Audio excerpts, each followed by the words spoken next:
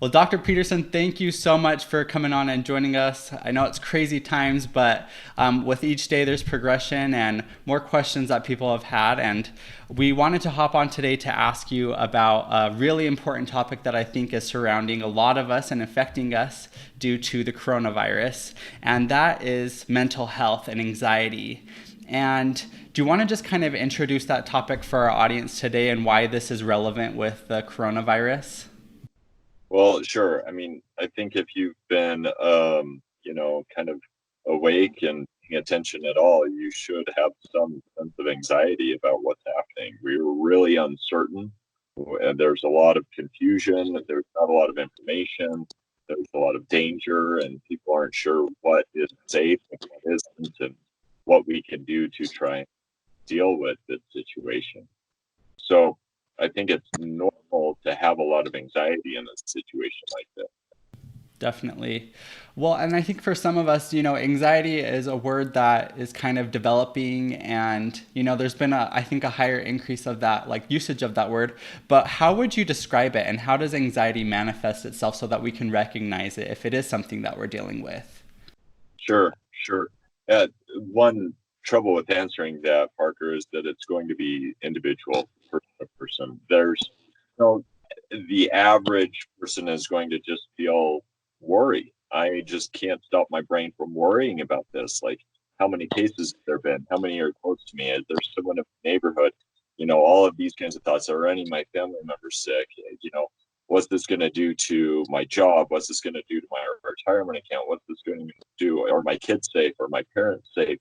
And you can kind of see those kinds of thoughts of worry just lead in circles around itself.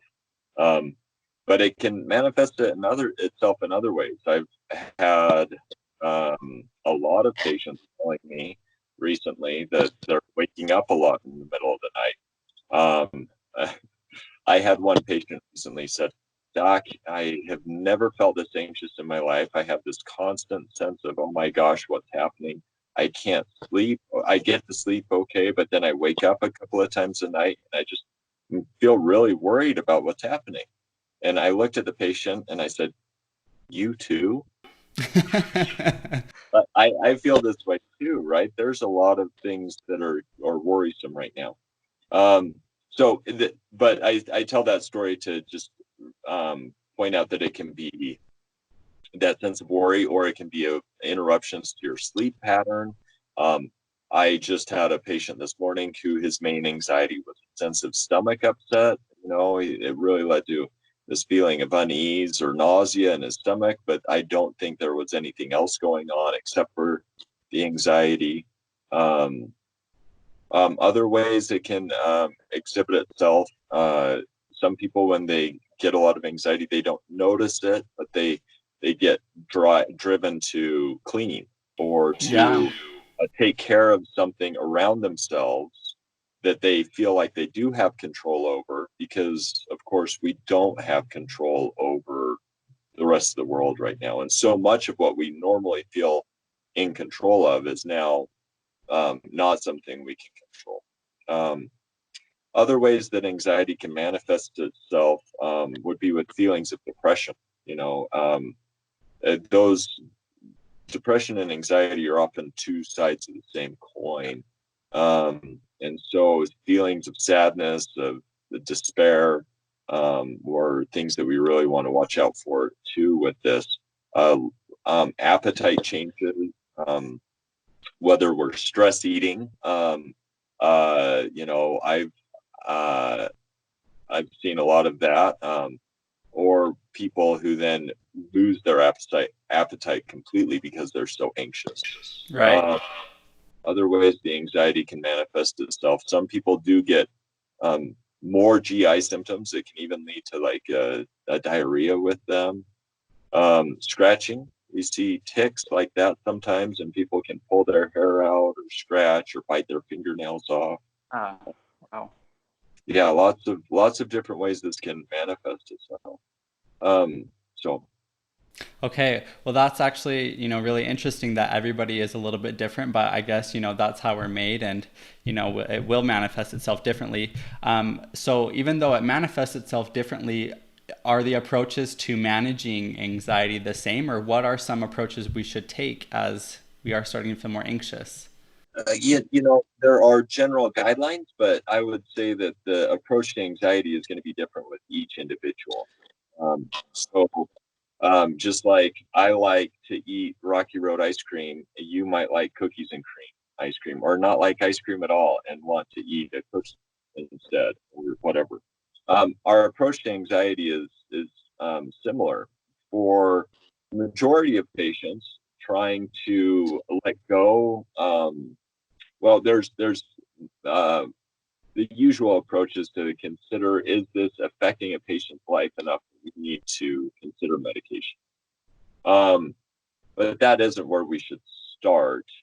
We also usually think about, do we need to think about some sort of counseling, either with a professional therapist or with self-help books, you know, pulling up your favorite like Amazon and just searching self-help anxiety pulls up a lot of good resources there. Um, Exercise, there is a ton of very, very good research behind the mental health benefits of exercise. Interestingly, also, a new challenging type of exercise seems to even be more helpful. So, if you've never worked out at home, well, this might be the best time to start because we're trying a different kind of exercise. If you've done push-ups, what about, you know, a handstand push-up, or do it safely, please.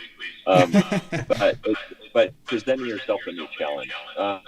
Normally the example I use is kayaking or something. Trying to do something that uh, a, is teaching your body something actually seems to help people with anxiety more. Okay. Exercising in a group does seem to help people more than exercising alone. Obviously, that's a challenge right now, but there are a lot of people trying to approach that very creatively. Google Hangouts or FaceTime workouts or, YouTube. I don't know. There's a lot of stuff online for that. Yoga, especially, seems to be a type of exercise that really helps people when they're anxious. I think that the mind body connectedness and focus on the breath through yoga really is a powerful way to calm anxiety. It works actually by prolonging the out breath, actually stimulates what's called the vagus nerve, which is a cranial nerve that goes all the way from down in our stomach all the way up into our brain and stimulates the release of calming chemicals. And that's why often, you'll see people say, hey, take a deep breath. The best way to maximize that is actually to take a deep pressured out breath. So you would take a breath in and then you got to blow it out against resistance. So you make your lips pursed and make noise. And if you do that repeatedly, you really are stimulating that vagus nerve and releasing those calming chemicals up in the brain. Okay, interesting. So that may be why yoga is more helpful than some other types of exercise. But we also need to think about other ways to try and treat exercise. Food is a common thing that people use and can overuse quite easily. But if you approach it in a mindful way of saying, you know what, I'm stressed right now. Let me show you one of the things I do. I am a big fan of chocolate, and I usually keep some good chocolate here. I actually buy like the $10 chocolate bar because it makes me feel kind of snooty, but it also helps me not eat a lot of it because I know it's expensive. But when I'm going to eat chocolate, this is what I do every time. I take out the piece of chocolate and I look at it and I start to think about, I want to eat this chocolate. This is going to taste delicious. But I don't just eat it right away. I look at it, I even smell it a little bit, and then I break it in front of my mouth and smell it again as I freshly. You're making me want some. It's good stuff. You're regretting that doing this by Skype instead of coming down here. Right. And then I eat it, but I don't just like gobble it down. I put this in my mouth and let it melt and chew it slowly and really savor it. Does that make sense? I am trying intentionally. I know that this will help me feel a little better. But instead of gobbling a pound of chocolate, I can get a heck of a lot of benefit out of a tiny little square like this that does help anxiety. And if you're purposeful about how you're using a tool like food, I don't think that's a negative way to deal with anxiety.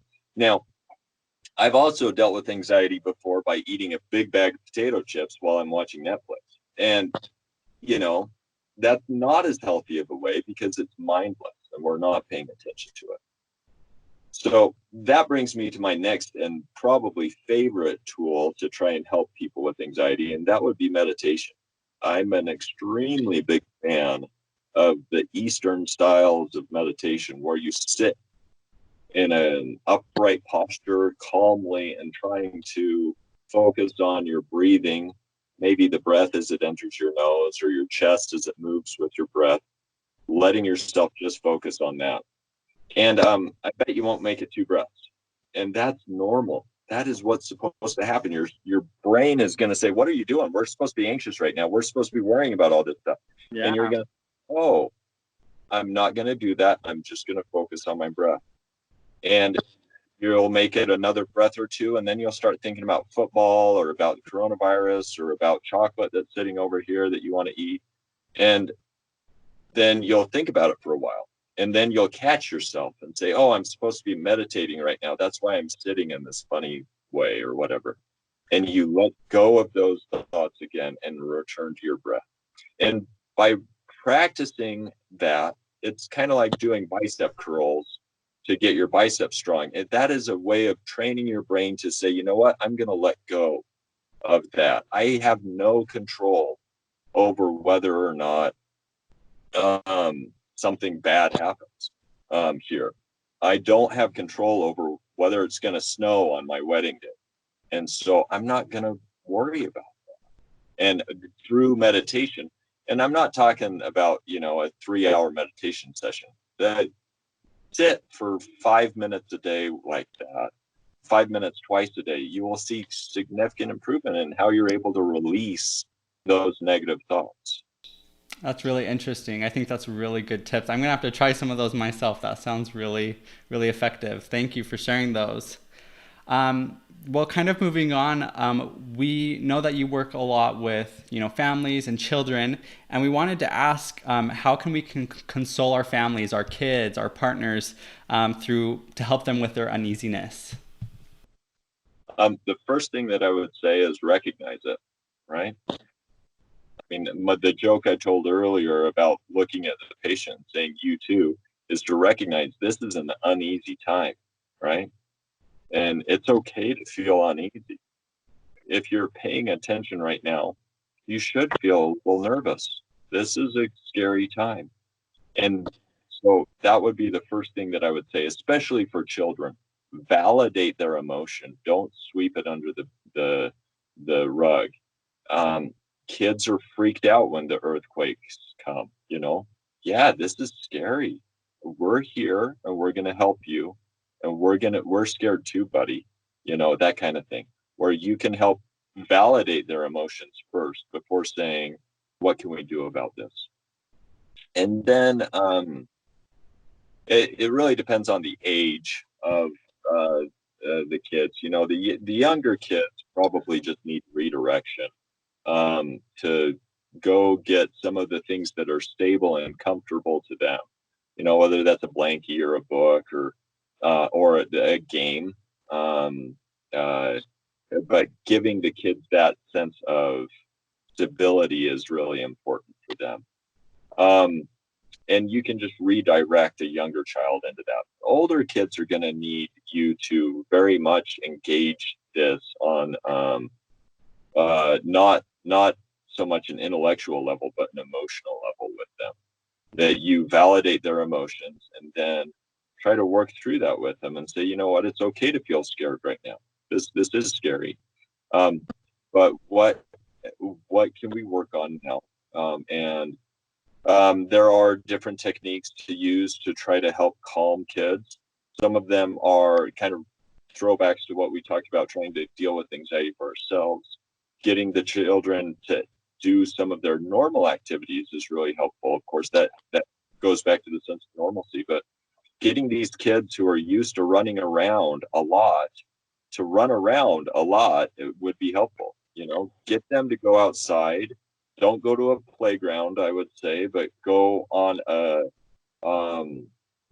bike ride around the block, or you could go on a walk somewhere. Do an exercise class with them. There's plenty of YouTube home exercise classes. I mean, heck, my 3-year-old loves doing yoga with me. I don't need the goat yoga thing. He'll climb right on me while we're doing that. And then, but exercise is really important for these kids. And then you can also try some mindfulness things with them.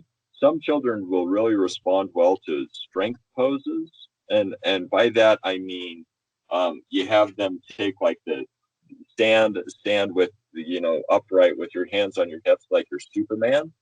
And you literally stand in that pose and you could turn it into a staring contest, where you try not to smile or something like that. But there is some research that says that single pose actually helps people feel more confident and powerful.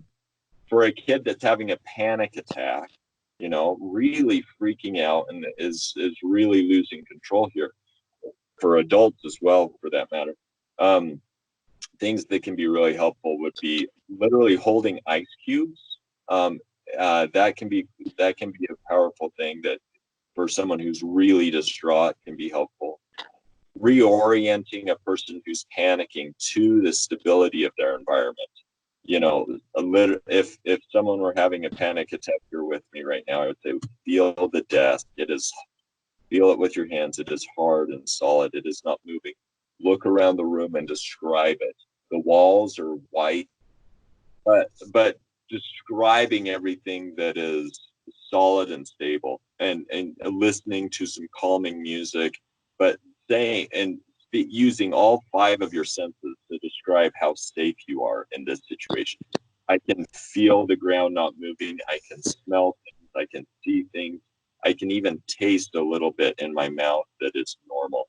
And just describing that and working through that can be really reorienting and helpful to calm someone down.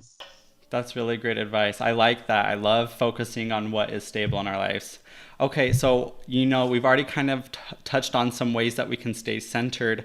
Is there a way, I guess maybe if this is possible, to prevent anxiety in its entirety? Are there different scenarios, that set off anxiety? One that comes to mind, for example, Dr. Peterson, is technology. I've heard recently, nervous scrolling and being hooked on your cell phone, when there's nothing else to do. Are there behaviors that we do in our day-to-day lives, such as, spend too much time inside or on technology, that's offsetting this or onsetting this anxiety? Sure. Okay, so there's a couple of questions there. So the first one that I heard was, is there a way to keep ourselves from having anxiety? And I would like to point out, we don't want to do that. Anxiety is a healthy, normal, important part of our life. The analogy I usually use with a patient is, we're supposed to feel anxious. If a tiger walks through that door right now, and we're both in this room with a tiger, we need to be anxious. We need to figure out how to deal with that difficult situation, and we need to really pay attention to it. I use that analogy because, long ago, our ancestors maybe had to deal with that situation, and that anxiety would peak and then it'd go away. The situation would resolve. We'd run away from the tiger or whatever. Now, especially right now, where we're dealing with an invisible threat that you cannot see or detect in any way, we have that sense constantly, and that becomes a real problem for us evolutionarily. So we're supposed to feel anxious. It is normal to feel anxious. It is not healthy for us to continuously feel anxious. And so we need to recognize that and be sure that we are doing the things that we need to in order for ourselves to be healthy. That would, for me, the basics are be sure that you are eating good food. You know, you put crap in your body, you're not going to feel good. You know, you want to feel good, eat good food. And you know, what's the definition of good food? Well, you probably already know what it is, but mostly if you have to open a package to eat it, probably not something that, you know, your mom's going to be real proud that you're making. Right. That'd be the first thing. The second thing would be try to get good sleep. We need about 7 to 7.5 hours of actual sleep in order for our brain to feel good and rested. That means that we need 8 to 9 hours in bed to give ourselves 7 to 7.5 hours of sleep. And if you're not giving your brain rest, well, you're not gonna feel good. So, but if we don't get good sleep and our brain is fatigued, we are going to have problems. If we have to stay up all night, or if we're not sleeping well, that's going to be something that we need to address. Good sleep hygiene, which you can Google and find very good tips on, is really important for giving yourself good sleep. There's a great podcast that I really adore and send a lot of patients to. It's the podcast 10% Happier, and I believe it's episode number 221. The title of it is All Your Sleep Questions Answered. They will go through and teach you how to give yourself good sleep. And that's really a foundation for good mental health. And then the third thing for good mental health and trying to protect yourself from more anxiety than you should have is exercise. Truly, I think exercise is really important. Other things that we can do to protect ourselves is be sure that we feel engaged socially. You know, like having people that we can rely on can be really important in times like this.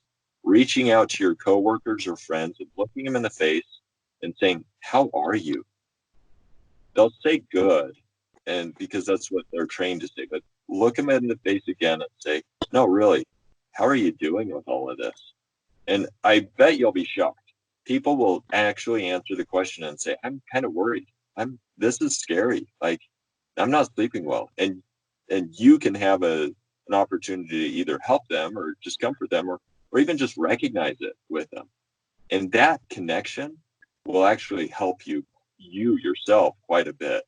It's one of those selfish things that you can do. By trying to help someone else, you're really helping yourself quite a bit.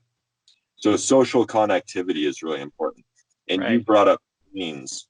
Uh, Technology is a great thing, right? Like you and I are, you know, whatever, 30 miles apart, haven't seen each other in weeks. We've been emailing and having phone calls, and then we're doing this. We feel connected right now. Right. You can have social connection with people without being in the same room as them. So being sure that you are giving yourself social connectivity is a really important thing. And then I would say you should also be trying to limit how much negative stuff you're giving yourself. This is an important time to be aware of the news and to be aware of what's going on. But we do not need to be aware every moment of every day what the latest news is. We don't need to be scrolling on our Instagram feed or whatever social media that I'm way behind on is telling us. More importantly, we need to be in tune with how we feel and how those around us feel. And being sure that we are taking time to recognize that will make us happier, and that'll also allow us to help those around us more. So that's what I would say to try to avoid anxiety. So just to summarize, you got to eat good food, you got to sleep well, you got to exercise, and you got to engage with people around you. So Well, those are great points, Dr. Peterson. I really appreciate it. I think, you know, those are things I think we can all work on even better. I know a lot of us might have a little bit more extra time on our hands, and hopefully, we're able to use this to learn a little bit more about ourselves and how to help ourselves, get through hard times, because there'll be hard times in the future, but hopefully, this is, a time where we can really learn from this.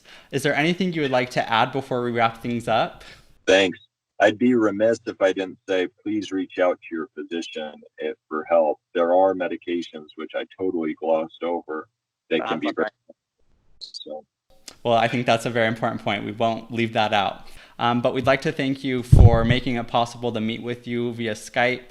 I know, it's a crazy time, but we really appreciate the insight that you've given our audience, and it's been helpful for me, and I know it'll be helpful for the people that tune in and watch this and listen to it on our podcast.